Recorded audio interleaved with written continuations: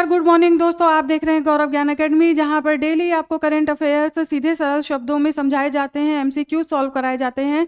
तो आप अगर चैनल पर नए हैं, गौरव ज्ञान अकेडमी पर नए हैं, तो कृपया चैनल को सब्सक्राइब कर लीजिए।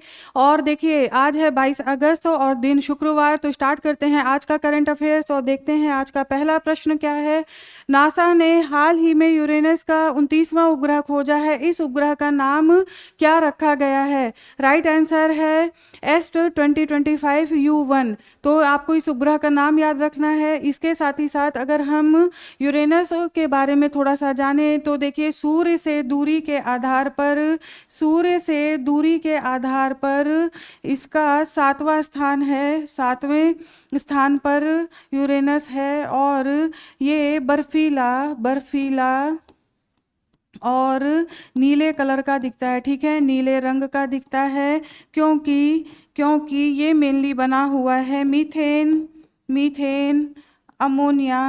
अमोनिया और जल से। तो आपको ये भी ध्यान रखना है, अमोनिया और जल से बना हुआ है यूरेनस। इसके बाद आप देखिए, इसकी जो खोज की गई थी, सबसे पहले जिसे देखा था वो थे विलियम हर्शेल के द्वारा यूरेनस की सबसे पहले खोज की गई थी। और इसके बाद आप देखिए, अगर हम यूरेनस के उपग्रहों की बात करें तो यूरेनस का सबसे बड़ा जो उपग्रह है वो है टाइटेनिया। ठीक है, टाइटेनिया सबसे बड़ा उपग्रह है, आपको ध्यान रखना है, ये भी पूछा जाता है। और अगर छोटे की बात की जाए, सबसे छोटा उपग्रह, तो वो है मिरांडा, जो कि सबसे छोटा है। इसके अलावा कुछ उपग्रह के नाम भी आपको जानना चाहिए क्योंकि क्वेश्चन पूछा जाता है। एक देख लीजिए, ओबेरॉन। ठीक है, ओबेरॉन। और एक है एरियल। ठीक है, एक है एरियल। तो इस तरह से इसके कुछ उपग्रह हो गए। तो आपको ध्यान रखना है ये सारे फैक्ट्स यूरेनस के बारे में। आ जाइए आगे बढ़ते हैं, नेक्स्ट क्वेश्चन देखते हैं। हाल ही में किस संगठन ने भारत को सौर ऊर्जा की सिलिकॉन वैली के रूप में स्थापित करने का प्रस्ताव दिया है? तो राइट आंसर है यहाँ पर अंतर्राष्ट्रीय सौर गठबंधन। अंतर्राष्ट्रीय सौर गठबंधन के द्वारा ज्ञानवीरों ऐसा प्रस्ताव रखा गया है।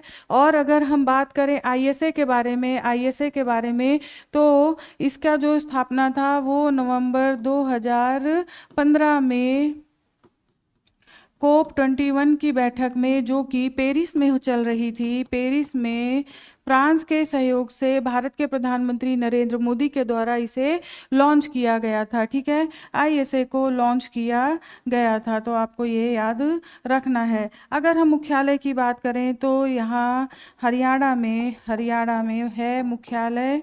ठीक है, हरियाणा के गुरुग्राम में मुख्यालय है। तो आपको ये ध्यान रखना है। आ जाइए आगे देखते हैं। अब आईएसए का लक्ष्य जो है, सौर ऊर्जा के समाधानों को प्राप्त करने के लिए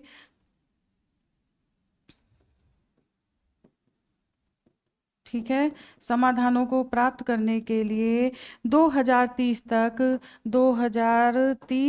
तक 1000 अमेरिकी डॉलर का निवेश जुटाना है।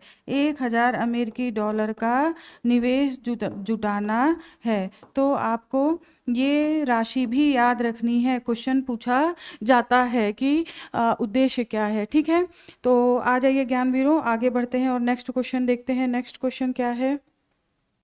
हाल ही में कर्नाटक सरकार ने किस विश्वविद्यालय का नाम बदलकर doctor Manmohan Singh Bengaluru city university कर दिया है? राइट आंसर है यहाँ पर बेंगलुरु सिटी यूनिवर्सिटी। ठीक है, तो इसका नाम बदलकर पूर्व प्रधानमंत्री के नाम पर, डॉक्टर मनमोहन सिंह के नाम पर रखा गया है। नेक्स्ट क्वेश्चन देखते हैं। हाल ही में कौन सा बैंक.in डोमेन इस्तेमाल करने वाला भारत का पहला बैंक बन गया है? राइट आंसर है पंजाब नेशनल बैंक, यानी कि पीएनबी के द्वारा वित्तीय धोखाधड़ी धोखाधड़ी को रोकने के लिए ऐसा कार्य किया गया है। कई बार क्या होता है, कस्टमर्स ने गूगल से सर्च किया, साइट को सर्च किया और वहाँ पर कार्य करते हैं, जिसकी वजह से उन्हें साइबर क्राइम का शिकार होना पड़ जाता है। और ये जो दिशा निर्देश दिया गया था, ये आरबीआई के द्वारा अप्रैल में ही ऐसा करने का दिशा निर्देश दिया गया था, जिसकी वजह से पीएनबी अब पहला बैंक बन चुका है। आगे देखते हैं। आगे, अग्निवीरों के लिए बिना किसी गारंटी के 4 लाख रुपए का ऋण शुरू करने वाला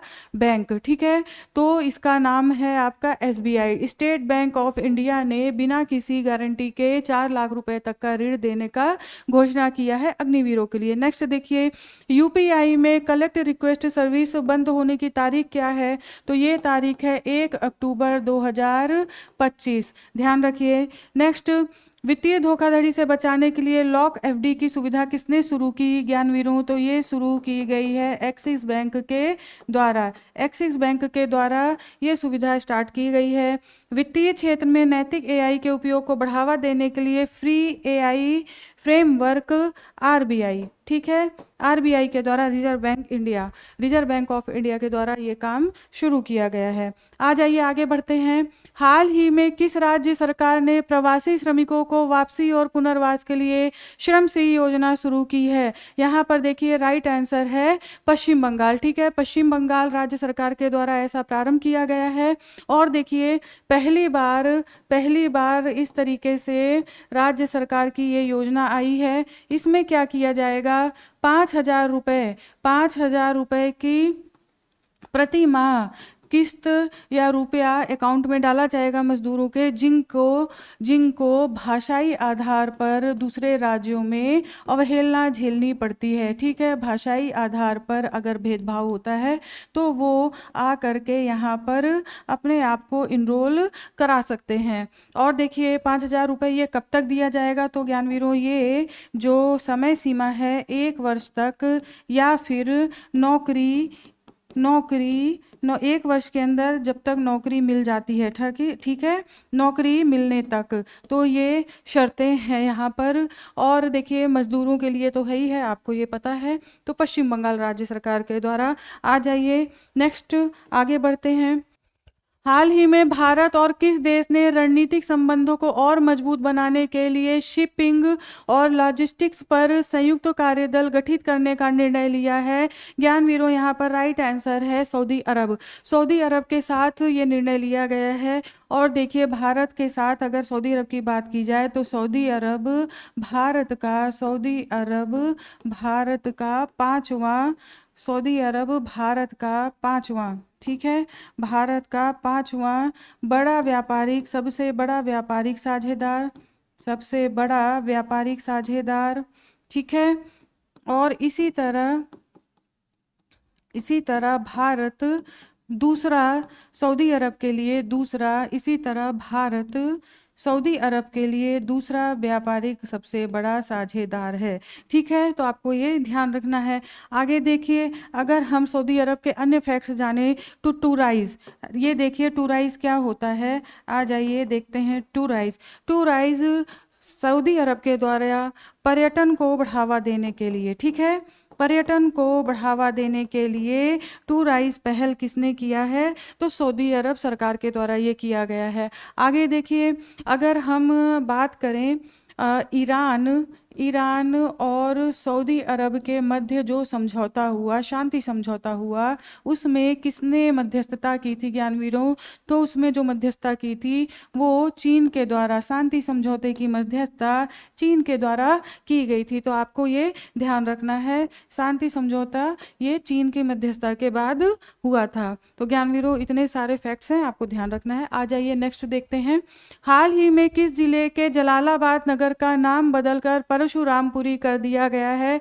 राइट आंसर है शाहजहांपुर, ठीक है, शाहजहांपुर का नाम बदलकर अब एक जगह का नाम बदल जलालाबाद परशुरामपुरी किया गया है। केंद्र सरकार के द्वारा मंजूरी मिल चुकी है और ये ऐसा क्यों किया गया है, क्योंकि ये परशुराम की जन्मस्थली, परशुराम की परशुराम की जन्मस्थली माना गया है, इसे जन्मस्थली माना गया है, जिसकी वजह से ये नाम बदला गया है। आ जाइए ज्ञानवीरों, नेक्स्ट क्वेश्चन देखते हैं। हाल ही में एनसीईआरटी ने किस विषय पर विशेष मॉड्यूल जारी किया है? राइट आंसर है ऑपरेशन सिंदूर। देखिए कक्षा 3 से लेकर 12वीं कक्षा तक, ठीक है, क्लास 3 से 12th तक ऐसा विशेष मॉड्यूल डाला गया है सिलेबस में, ऑपरेशन सिंदूर, जिसमें आपको पता है ये कैसी घटना है, क्या हुआ था। देखिए एक तो डेट याद रखनी है, 22 अप्रैल को पहलगाम में आतंकवादियों ने नागरिकों पर हमला किया और उनकी नृशंस हत्या कर दी। पहली बार धर्म के आधार पर धर्म पूछ पूछ करके हत्या की गई। तो इसकी जो जिम्मेदारी ली गई वो टीआरएफ के द्वारा, जो कि लश्कर ए तैयबा का एक संगठन है, द रेजिस्टेंस फ्रंट, ठीक है, लश्कर ए तैयबा का एक संगठन है। तो इसके बाद भारत सरकार ने आतंकवादी संगठनों को पाकिस्तान में जाकर के समाप्त किया था, ये हम सभी जानते हैं। और ज्ञानवीरों, एक क्वेश्चन ये भी पूछा जा सकता है कि यहाँ पर पीएम कहाँ की यात्रा पर थे? तो देखिए बीच में से वे छोड़ करके आ गए थे, तो सऊदी अरब की ही यात्रा पर वे थे, और इस घटना के बाद वो बीच में छोड़ करके चले आए थे। और देखिए कितने नागरिकों की हत्या हुई थी? 26 नागरिकों की हत्या हुई थी, जिसमें कि एक नेपाली नागरिक था। तो आपको ये ध्यान रखना है। आ जाइए अब आगे बढ़ते हैं और अपना नेक्स्ट क्वेश्चन देखते हैं। विश्व भर में अंतर्राष्ट्रीय आतंकवाद पीड़ित दिवस 2025 कब मनाया गया? ज्ञानवीरों, ये मनाया गया 21 अगस्त को। और ये कब से मनाया जाता है? तो संयुक्त राष्ट्र महासभा के द्वारा 2017 से इसे मनाया जाता है, 2017 से मनाया जाता है। और अगर 2025 में इसके थीम की बात की जाए, तो इसकी थीम है आशा से एकजुट, ठीक है, आशा से एकजुट। आप इतना याद रखिए, क्योंकि इसके अलावा यहाँ पर बहुत लंबा है जो वाक्य है, वो ऐसा है, आशा से एकजुट, आतंकवाद से पीड़ितों के लिए सामूहिक कार्य, ठीक है। लेकिन आपको ये की पॉइंट याद रखना है। आ जाइए, हाल ही में 2025 अंडर 20 विश्व कुश्ती चैंपियनशिप में पहला स्वर्ण पदक किस भारतीय खिलाड़ी ने जीता? राइट आंसर है तपस्या। याद रखिए अंडर 20। नेक्स्ट देखिए, ब्रेन ईटिंग अमीबा, इसके बारे में जानते हैं। ब्रेन ईटिंग अमीबा क्या होता है? देखिए अभी केरल में 3-4 लोगों में ऐसा केस देखा गया कि जिसमें हल्का जुखाम और तेज बुखार के साथ एडमिट किया जाता है हॉस्पिटल में, और जो रिपोर्ट आती है उसमें ये जो कोशिका है, अमीबिक कोशिका, एक कोशिकीय जीव, ये मस्तिष्क के सेल्स को समाप्त कर देता है और नियरली उस व्यक्ति की डेथ हो जाती है। देखिए 3 माह से लेकर 40 वर्ष तक के लोग हॉस्पिटल में एडमिट हो चुके हैं। तो हो सकता है आपसे ये एग्जाम में पूछा जाए। आपको ध्यान रखना है, सबसे पहले देखिए एक मुक्त जीवित एक कोशिकीय जीव है ये, और इसका नाम ध्यान रखिए अमीबिक मेनिंगोएन्सेफ्लाइटिस, ठीक है, मस्तिष्क की सेल्स को समाप्त करता है और दुर्लभ लेकिन एक घटक मस्तिष्क का संक्रमण है। दूषित और अलवणीय जल में तैरते या नहाते समय नाक के माध्यम से शरीर में प्रवेश करता है, मस्तिष्क में पहुंच जाता है और मस्तिष्क के सेल्स को समाप्त करता है, नष्ट कर देता है। विश्व भर में जीवित बचने की दर इसमें बहुत कम है। तो ज्ञानवीरों, गंदे पानी में और उसमें नहाने से, जैसे तालाब हो गया, नहरें हो गई, तो वहाँ नहाने से ऐसा हो सकता है। तो ये बचाव एक है, आपको ध्यान रखना है। Brain eating amoeba common words में इसको बोला जाता है। नेक्स्ट देखिए, भारत और चीन के बीच सीमा व्यापार पुनः किन दर्रों से शुरू किया जाएगा? राइट आंसर है शिपकिला दर्रा, नाथुला दर्रा और बोमडिला दर्रा। देखिए जो ये शिपकिला दर्रा है, नाथुला, पहले तो आपको ये जानना है ये कहाँ कहाँ पर है। इसके साथ ही अगर हम नाथुला दर्रे की बात करें, नाथुला दर्रा बंद हो चुका था व्यापार के लिए, जिसे 2006 में खोला गया ज्ञानवीरों, और उसके बाद फिर से भारत चीन के मध्य जब प्रॉब्लम क्रिएट हुई तब इसे बंद किया गया, जैसे कि गलवान मुद्दा रहा, तो उसके बाद से ये बंद कर दिया गया था। ये जो दर्रा है वो सिक्किम में है। बोमडिला आपका अरुणाचल प्रदेश में है ज्ञानवीरों। बोमडिला आपका अरुणाचल में है, इसके साथ ही साथ अरुणाचल में है। और शिपकिला आपका हिमाचल में है, हिमाचल में है। तो भारत के लिए एक अच्छी खबर, यहाँ से चाइना के साथ अब फिर से व्यापार प्रारंभ हो जाएगा। और एडीबी देखिए, एक और एडीबी और विश्व बैंक दोनों का अनुमान है, ये विश्व बैंक दोनों का अनुमान है कि प्रति वर्ष अगर ये व्यापार शुरू हो जाता है तो प्रति वर्ष 5 से 6 अरब डॉलर का दोनों ही देशों को लाभ होगा, दोनों ही देशों को लाभ होगा। देखिए, जब भारत पर 50% की टैरिफ अमेरिका के द्वारा लगाया गया है तो ऐसे में ये संभावनाएं काफ़ी मजबूती प्रदान करती हैं। आ जाइए नेक्स्ट देखते हैं, भारत को कच्चे तेल की आपूर्ति में 2025 में शीर्ष 3 देशों का सही क्रम क्या है? राइट आंसर है रसिया, इराक और सऊदी अरब। ये आपको क्रमशः याद रखना है, लेटेस्ट डाटा है। ये क्वेश्चन पूछने का उद्देश्य ये है क्योंकि देखिए, अभी रसिया ने 5% की छूट, कच्चे तेल पर भारत को 5% की छूट का ऐलान किया है। अगर अमेरिका टैरिफ को समाप्त नहीं करता है तो रसिया के द्वारा ये छूट भारत को कच्चे तेल पर दी जाएगी और भारतीय कंपनियों के द्वारा और पुनः रसिया से कच्चे तेल का आयात किया जाने का प्रारंभ किया गया है। तो आपको ये ध्यान रखना है, 5% की छूट। और हम कच्चा तेल सबसे ज़्यादा कहाँ से मंगाते हैं? तो रूस, इराक और सऊदी अरब, ये तीनों ही चीज़ आपको याद रखनी है। आ जाइए ज्ञानवीरों, अगला क्वेश्चन देखते हैं। आज का अगला क्वेश्चन क्या है? वित्त वर्ष 2025 में सौर और पवन ऊर्जा क्षेत्र में नए निवेश आकर्षित करने वाले शीर्ष 3 राज्यों का सही क्रम कौन सा है? ज्ञानवीरों, यहाँ पर देखिए राइट आंसर है महाराष्ट्र, गुजरात और राजस्थान। ठीक है, महाराष्ट्र, गुजरात, राजस्थान। वित्त वर्ष 2025 की बात की जा रही है। और अभी जो आंकड़े आए हैं, अगर वित्त वर्ष 2025 और 26 के देखा जाए तो तिमाही आंकड़े आए हैं, जिसमें कि तिमाही आंकड़े आए हैं, हालांकि ये एग्जाम में नहीं पूछा जाएगा। तिमाही आंकड़े आए हैं जिसमें कि राजस्थान, महाराष्ट्र और गुजरात को पीछे छोड़ते हुए फर्स्ट पोजीशन पर आया है 3 महीने के आंकड़ों में, सौर और पवन ऊर्जा के निवेश के मामले में। तो ये बड़ी बात है।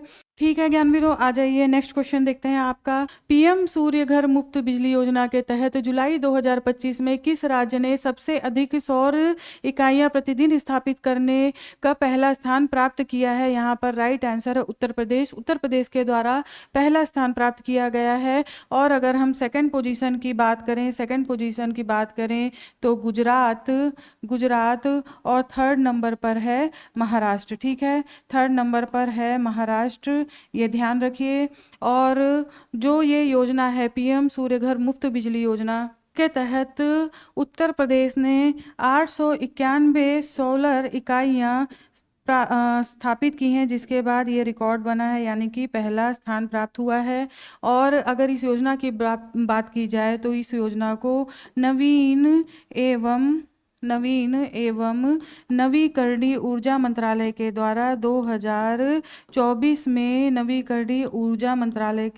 2024 में प्रारंभ किया गया था। ठीक है, 2024 में प्रारंभ किया गया था, जिसका उद्देश्य है 2026-27 तक 1 करोड़ घरों में पैनल लगवाना, सोलर पैनल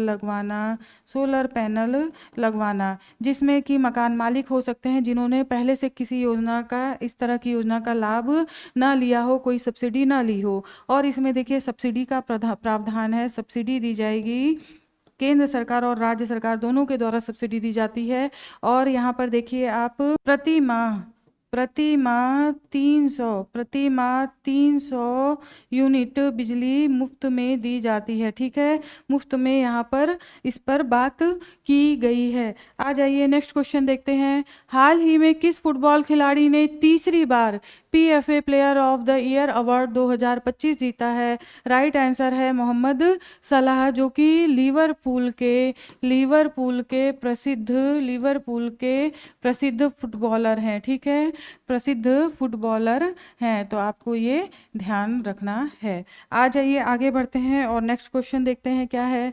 हाल ही में किस राज्य सरकार ने 18 वर्ष से अधिक उम्र के व्यक्तियों का नया आधार कार्ड न बनवाने का निर्णय लिया है? राइट आंसर है आपका असम। असम राज्य सरकार के द्वारा ऐसा किया गया है क्योंकि बाहर से 18 वर्ष से अधिक के लोग आकर के राज्य सरकार की योजनाओं का लाभ उठाते हैं, तो रोकने के लिए ये काम किया गया है। और देखिए एससी और एसटी के वर्ग के लोगों के लिए 1 वर्ष तक का समय दिया गया है कि अगर उनके पास आधार कार्ड नहीं है तो वो बनवा सकते हैं, जबकि और लोगों के लिए 1 महीने का टाइमलाइन है यहाँ पर। तो आपको इतना फैक्ट याद रखना है। आ जाइए नेक्स्ट क्वेश्चन देखते हैं। अब असम का थोड़ा सा मैप देख लेते हैं। देखिए असम की जो राजधानी है वो है दिसपुर, ठीक है। असम की राजधानी है दिसपुर। और आपको ज्ञानवीरों डायरेक्ट तो क्वेश्चन अगर नहीं भी बनता है तो भी 3 से 4 क्वेश्चन आप एग्जाम में जरूर सही करके आ सकते हैं, तो जरूर याद होना चाहिए। असम की राजधानी दिसपुर।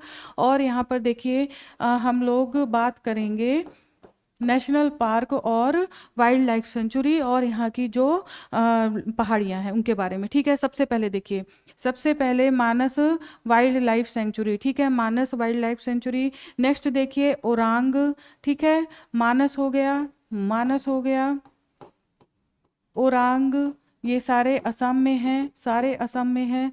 आगे देखिए यहाँ पर लाओ खोआ वाइल्ड लाइफ सेंचुरी, ये भी ध्यान रखिए आप, लाओ खोआ, ठीक है, वाइल्ड लाइफ सेंचुरी। और काजीरंगा नेशनल पार्क, काजीरंगा सभी को पता होगा, काजीरंगा नेशनल पार्क।